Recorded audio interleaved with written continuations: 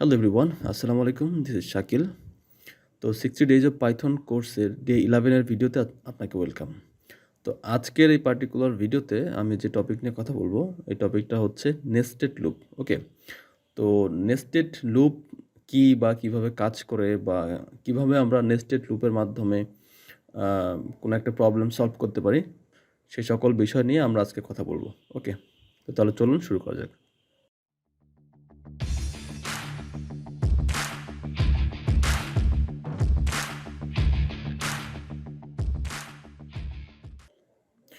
ওকে, তো আজকে আমরা কয়েকটা প্রবলেম দেখব।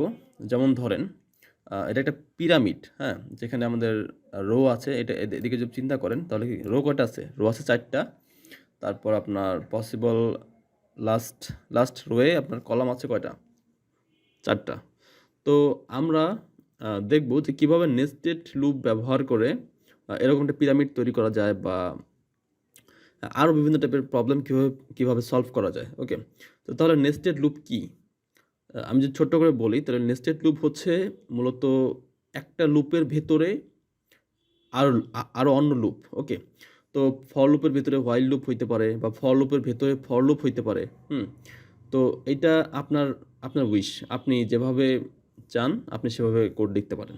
ঠিক আছে, তো এখন আমরা প্রথমে যে লুপটা লিখব সেটাকে বলা হয় মূলত আউটার লুপ। আর আউটার লুপের ভিতরে যে লুপগুলো থাকবে সেগুলোকে বলা হয় ইনার লুপ। ওকে, তো তাহলে চলেন আমরা কোড লেখার মাধ্যমে দেখি যে আমরা কিভাবে নেস্টেড লুপের মাধ্যমে একটা প্রবলেম সলভ করতে পারি। আমি চলে যাচ্ছি জুপিটার নোটবুকে। ওকে, তো নেস্টেড লুপ ব্যবহার করে আমরা এই প্রবলেমটা সলভ করব। দেখেন এই পিরামিডের মধ্যে টোটাল 4টা রো আছে, ঠিক আছে, এবং লাস্ট রো এর মধ্যে দেখেন 4টা কলাম আছে। তার মানে ব্যাপারটা এরকম যে আমরা যদি একটা রো আর কলাম হিসেবে চিন্তা করি তাহলে প্রতিবার কিন্তু একটা করে বাড়তেছে। ঠিক আছে, একটা করে বাড়তেছে। প্রথমে একটা ছিল, তারপরে 2টা, 3টা, 4টা রো বাড়তেছে, আপনার এলিমেন্টও বাড়তেছে, তাই না? তো আমরা দেখেন আমরা এই কাজটা কিন্তু অনেকভাবে করতে পারি, আমরা বিভিন্নভাবে করতে পারি, বাট আমরা যেহেতু আজকে নেস্টেড লুপ দেখতেছি, তাই নেস্টেড লুপ ব্যবহার করে আমরা কিভাবে এই প্রবলেমটা সলভ করব সেটা নিয়ে আলোচনা করব। ঠিক আছে, তো ইনিশিয়ালি আমরা রোটা বলে দিচ্ছি যে ইনিশিয়ালি রো হচ্ছে 4, 4টা রো আছে। তো আমি একটা ফর লুপ চালাবো, ফর এক্স ইন রেঞ্জ। তাহলে কি হবে বলেন? রেঞ্জ হচ্ছে আমাদের রো, তাই না? রোজ। তো একটা জিনিস মাথায় রাখবো আমরা এখানে, যেহেতু আমাদের প্রতিটা ধাপে যেহেতু আমরা নেস্টেড লুপ ব্যবহার করব, তো এটাকে বলা হয় মূলত আউটার। ঠিক আছে, তো এটা হচ্ছে আউটার লুপ। আর আউটার লুপের ভিতরে যেটা থাকে সেটাকে বলা হয় ইনার। ওকে, ইনার লুপ। ওকে, তো আউটার লুপের ভেতরে আমরা ইনার লুপ একটা লিখবো। সো ফর এই ভেরিয়েবল নেম দিচ্ছি আমি ওয়াই ইন রেঞ্জ কি, এখানেও রো, তাই না? তো প্রতিবার কি কাজ হবে? প্রতিবার মূলত প্রিন্ট করবে কি, প্রতিবার আমাদের প্রিন্ট করবে হচ্ছে হ্যাশ। এটাই তো ছিল, তাই না? ওকে, আর একটা ধাপ শেষ হয়ে গেলে, সরি, আর একটা ধাপ শেষ হয়ে গেলে তারপরে সে যেটা কাজ করবে জাস্ট, ওকে, আমরা দেখতে পাচ্ছি এটা প্রতিটা লুপ এখানে দেখেন। আমি এই সমস্যাটা হওয়ার কারণটা কি আমি দেখাচ্ছি।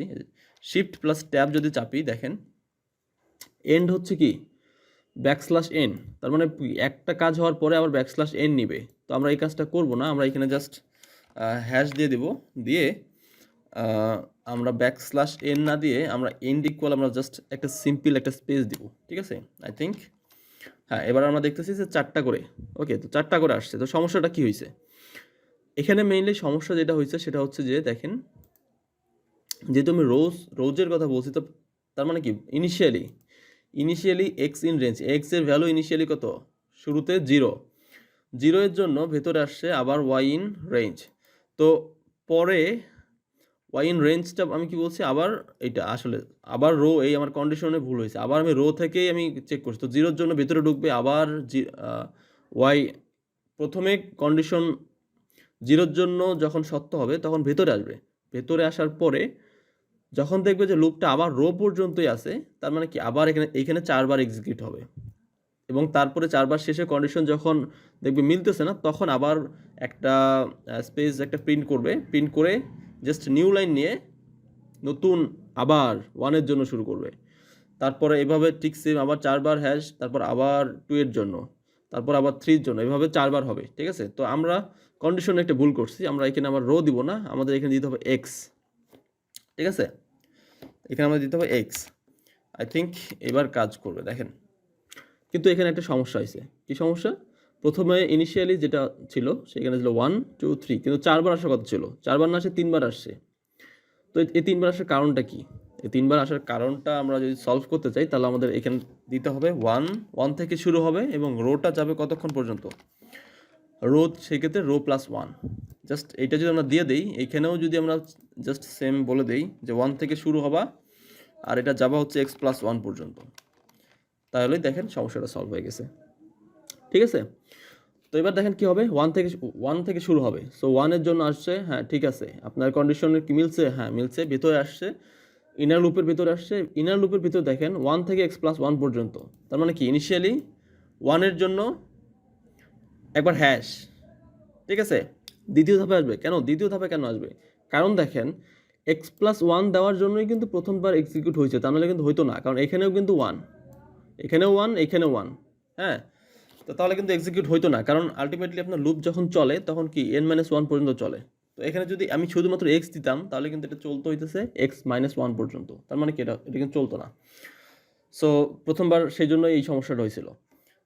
তো তো দেখেন, যেহেতু আমি x প্লাস 1 পর্যন্ত দিছি, তার মানে কি আলটিমেটলি চলবে কত? একবার, দ্বিতীয় ধাপে এসে 2 বার, তৃতীয় ধাপে এসে 3 বার, চতুর্থ ধাপে এসে 4 বার। ঠিক আছে, এবং প্রতিটা ধাপ কমপ্লিট করার পরে এখানে যখন আমার দ্বিতীয় ধাপে আসছে এক্স প্লাস 1 পর্যন্ত চলবে, তার মানে কি 2 বার হওয়ার পরে আবার নতুন করে নিয়ে নিউ লাইন নিয়ে তৃতীয় ধাপে এসে আবার এক্স প্লাস 1, তার মানে কি 3 বার, চতুর্থ ধাপে এসে 4 বার। ঠিক আছে, তো এভাবেই ফুল লুপটা আর কি চলবে। তো এইভাবে আমরা চাইলে নেস্টেড লুপের মাধ্যমে এই সমস্যাটা আমরা সলভ করতে পারি। তো আমি তো দেখাইলাম শুধুমাত্র হ্যাশের মাধ্যমে প্যারামিটার, আপনার চাইলে সেম কাজটা কোনো একটা নাম্বার প্রিন্টের মাধ্যমে আপনি করতে পারেন। হ্যাঁ, তো যদি আপনি নাম্বার প্রিন্টের মাধ্যমে করতে চান, আপনি করবেন, কোনো সমস্যা নাই। জাস্ট এখানে একটু এখানে আপনাকে চেঞ্জ করতে হবে, এবং কন্ডিশন আপনার পিরামিডের উপর বেস করে আপনাকে কন্ডিশনটা চেঞ্জ করতে হবে। ঠিক আছে, এটা হচ্ছে নেস্টেড লুপ গেল। তো নেস্টেড লুপ সবসময় যে আমরা ফর লুপের ভিতরে ফর লুপই দিব এমন কোনো কথা নাই। আপনার যদি মনে হয় যে আপনি ফর লুপের ভিতরে হোয়াইল লুপ দিয়ে আপনি প্রবলেম সলভ করতে চান, আপনি করতে পারবেন। জাস্ট আপনি প্রতিটা স্টেপের কন্ডিশনগুলো মাথায় রাখবেন। ঠিক আছে, তো দেখেন, আমি যদি এরকম সিম্পল আরেকটা দেখাই দিই। লেটস সে আমার কাছে কিছু নাম্বার আছে। এটা কিছু নাম্বার আছে আমার কাছে। হ্যাঁ, তো আমি চাইতেছি যে এই নাম্বারগুলো আমি প্রিন্ট করব, মানে প্রত্যেকটা নাম্বারই প্রতিবার প্রিন্ট করব আমি, এরকম 3 বার বা 4 বার। তো এটা যদি করতে চাই, লেটস সে এটা যদি আমি করতে চাই, আমি আউটার লুপ আমি দিচ্ছি, এটা হচ্ছে আউটার লুপ।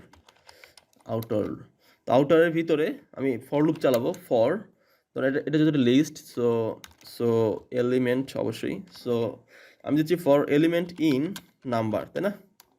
তো নাম্বারের ভিতরে যে এলিমেন্টগুলো আছে সেগুলোকে আমি অ্যাক্সেস করব। তো ইনারের ভিতরে কি লিখবো? ইনারের ভিতরে আমি আর ফর লুপ ইউজ করবো না, আমি হোয়াইল লুপ ইউজ করব। ঠিক আছে, তো আমি বলে দিচ্ছি ইনিশিয়ালি ইন্ডেক্স হচ্ছে 0, এবং আমি হোয়াইল কন্ডিশন দিয়ে দিব, যে হোয়াইল কন্ডিশনটা চলবে মূলত ইন্ডেক্স যতক্ষণ না পর্যন্ত লেংথের থেকে ছোট। ঠিক আছে, দেখেন, তো এই ক্ষেত্রে আমি প্রতিবার কি প্রিন্ট করব? প্রতিবার আমি প্রিন্ট করব হইতেছে নাম্বার অফ ইন্ডেক্স, তাই না? প্রতিটা ইন্ডেক্সে যে এলিমেন্টগুলো আছে সেই ইন্ডেক্সের এলিমেন্টগুলো। এখানেও সেম, আমি ইন্ট বলে দেই, ইন্ট ইকুয়াল জাস্ট একটা স্পেস।